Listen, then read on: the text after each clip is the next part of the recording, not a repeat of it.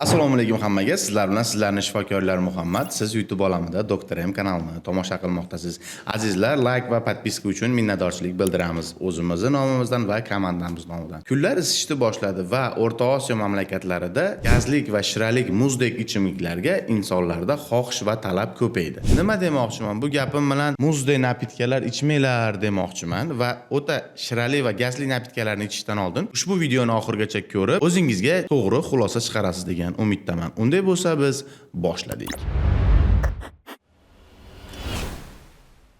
Xo'p, butun dunyo bo'yicha gazli ichimliklar va shirinlik ichimliklar ichish bo'yicha Meksikaning Chiapas degan mamlakati birinchi o'rinda turar ekan. Men hozir bu statistikani sizlarga keltirib beraman. Meksikaning Chiapas shahrida bir kunda o'rtacha 2,2 litr gazlik ichimliklar ichilar ekan. Ya'ni bu gazlik degani tarkibida gazi va shirasi bor yoki shakari bor ichimliklar. Umumiy Meksika hududini olsak, Chiapas shahri 5 barobar ko'proq tarkibida gaz va shirasi bor ichimliklar iste'mol qilar ekan. Ushbu ichimliklarni ichish bo'yicha birinchi o'rinda Meksika turar ekan bu Chiapas hisobiga, ikkinchi o'rinda Amerika Qo'shma Shtatlari turar ekan va uchinchi o'rinda Braziliya turar ekan. Mana azizlar, sizlarga gazli napitkalar haqida misollar keltirib berdim.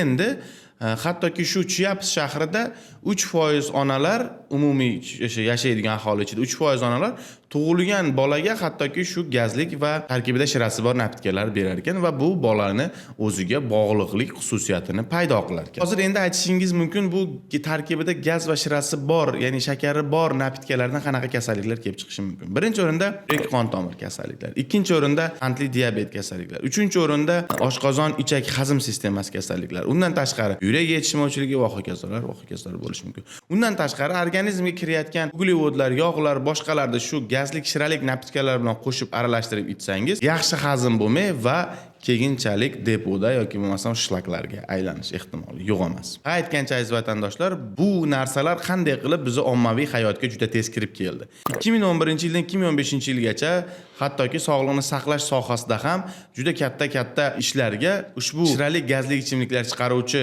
firma va zavodlar homiylik qilgan. Bu homiylik nimaga qaratilgan? Bu homiylik insonlarni semirib ketish oldini olish va semizlikka qarshi kurash bo'yicha shunaqa homiylik bo'lgan. Undan tashqari 8 yil davomida Amerika Dietologlar uyushmasini ham ushbu gazli va tarkibida shirasi bor ichimliklar chiqaruvchi firmalar dietologlarga ham homiylik qilgan 8 yil davomida. Aytgancha bir o'ylab ko'ringchi, ushbu homiylik qilayotgan tashkilotlar bu dietologlarga yaxshi yordam berganmi yoki yomon yordam bergan? Bu haqida fikringizni kommentariyada kutib qolaman. Albatta bu dietologlarning ishiga o'z ta'sirini ko'rsatgan. Chunki kirgizilayotgan mablag' yoki pul yoki boshqa narsa albatta bu dietologlarga o'z ta'sirini ko'rsatgan. Shuning uchun bizning hayotimizga kirib kelgan gazli ichimliklar va har xil shirali ichimliklarni sotuvi juda avj olgan. Xo'p, davom etamiz. 2 litrdan ziyod ichilgan yoki bo'lmasam 2,2 litr ichilgan tarkibida gazi va shirasi bor napitkalarda o'rtacha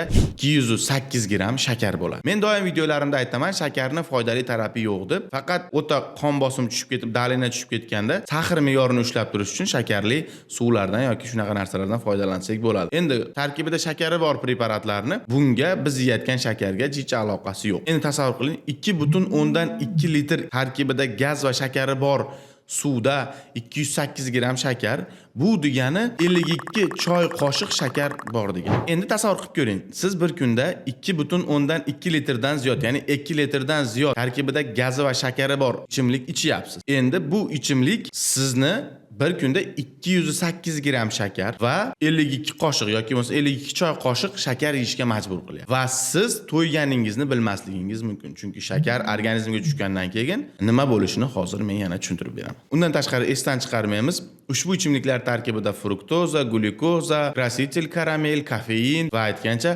ortofosforna kislota bor. Fruktoza bu organizmda grelin moddasini oshishiga ta'sir qiladi. Grelin moddasi bu inson ochligini bildiruvchi modda va siz qancha ko'p shu tarkibida shakari va gazli ichimliklar ichganingiz sari siz to'yish hissini his qilmasligingiz mumkin, chunki organizmda grelin gormoni oshishini hisobiga. To'qlik gormoni bu leptin hisoblanadi. Qancha ko'p ichishingizni hisobiga grelin gormoni oshib boraveradi. Shuning uchun inson to'yganligi, ya'ni bo'ldi degan his qilmasligi mumkin. Fruktoza haqida gapirib o'tdik. Endi glyukoza haqida gapirib o'tamiz. Glyukoza organizmga tushgandan keyin alkogolga o'xshab albatta jigarda sintez qiladi va bu jigar yog' bosishi yoki jigar kasalliklarini qo'zishi yoki shu kabi omillarga albatta o'z ta'sirini ko'rsatadi. Glyukoza va fruktoza bu jamlanib organizmga kirishni boshlagandan keyin bu pustoye uglevodi tashkil qiladi va bu bizning organizmimizda diqqat e'tibor beramiz. Kaliy, kalsiy, vitamin B1, vitamin D va sink moddasini, undan tashqari magniy moddasini organizmdan chiqaradi yoki buning sintez bo'lishiga xalaqit berishi mumkin. Shuni hisobiga misol uchun olaylik, kaliy kamayib ketishi bu yurak qon tomir kasalliklarini chaqirishiga sabab bo'ladi. Misol uchun aritmiyalar, yurak o'ynashi, yurak tez urishi, taxikardiyalar yoki bo'lmasam yurak g'alati bo'lishi. Boyaga aytganimizdek bu glyukoza va fruktoza albatta jigarga o'z ta'sirini ko'rsatadi. Undan tashqari 2,2 litr kolada 149,9 gram kofein bor va bu sirazi qonda kofeinni ko'tarish ham qon bosimi bor insonlarga xavfli bo'lishi mumkin. Davom etamiz. Endi yana aytadigan narsamiz ortofosforna kislota. Ortofosforna kislota nima uchun solinadi? Ichimlikni zamburug'lardan, bakteriyalardan yoki uni achib qolishdan saqlash uchun solinadi. Undan tashqari bu bizni organizmimizga tushgandan keyin bizni organizmimizdagi kerakli va keraksiz narsalarni ham o'ldirishni boshlashi mumkin. Undan tashqari ushbu ortofosforna kislota inson organizmida tishlariga birinchi o'rinda karies moddasini, ikkinchisi oshqozon ichak hazm sistemasini va och qoringa ichilgan tarkibida gazli va shirasi bor napitkalar oshqozon yallig'lash xususiyatiga ega. Och qoringa ichilgandan keyin to'g'ridan to'g'ri so'ralib, yurakka ham albatta o'z ta'sirini ko'rsatadi. Ha, aytgancha azizlar, ushbu napitkalar insonni semirishga olib keladi. Men любой videoyimda aytaman. Kommentariyada semizlikning 10 ta foydali tarafini yozib qoldiring deyman.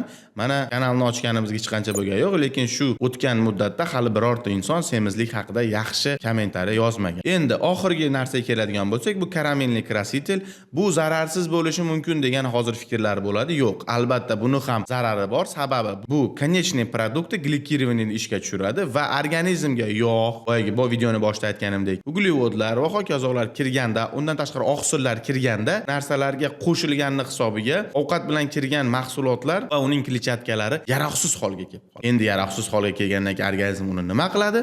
Albatta uni ishlatmaydi. Chunki bizning organizm sog'lom va sog'lom narsalarni ishlatgisi keladi.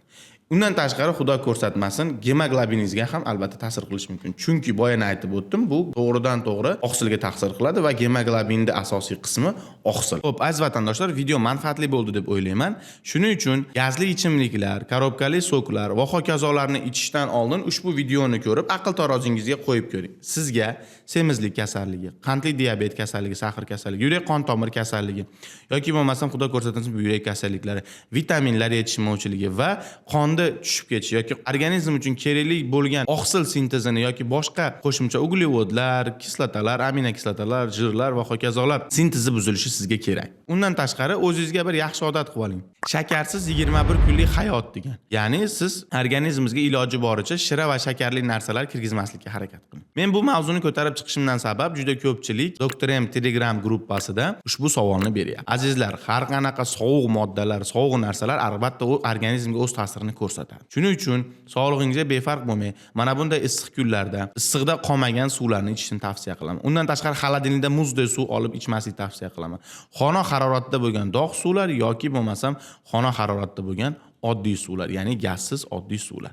Aytgancha Davronbek degan obunachimiz yozibdi, boshqa suvlar haqida ham gapiring deb. Agar biz hozir buni davom ettiradigan bo'lsak, bizni vaqtimiz tugamaydi va men bu haqida gapirishni tugatolmayman. Ushbu Davronbek degan obunachimizga gazli suvlar va gazli ichimliklar haqida bergan savoliga kattakon rahmat deymiz. Biz qo'ldan kelgancha sizlarga bu narsalar taqdim qildik. Hech qachon inson o'zini sog'lig'i va salomatligiga e'tiborsiz bo'lmaslik kerak, chunki har qanaqa narsa birinchi o'rinda nafsning hisobiga kelib chiqishni unutmaylik. Azizlar, xona haroratida oddiy dog' suv yoki sovutilgan choylar, muzdek bo'lmasin, xona haroratida bo'lsin. Kuninglar xayrli va barakotli o'tsin. Sizlar bilan sizlarning shifokorlar Muhammad bo'ldi. Yana YouTube olamlarida ko'rishguncha xayr, sog' va salomat.